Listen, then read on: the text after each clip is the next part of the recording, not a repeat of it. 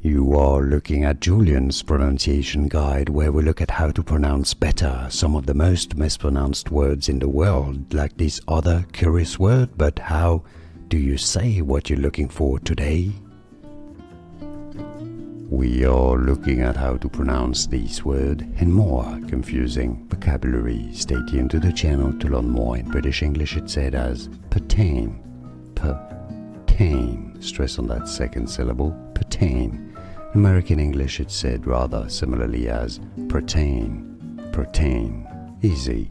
And now you know. Like this video if you found it useful. Appreciate your support. More videos for you here to learn more. Thanks for watching. Here are more videos on how to pronounce more confusing words and names too many mispronounced. Like this video if you found it useful. I appreciate your support. I'll see you soon and thanks for watching.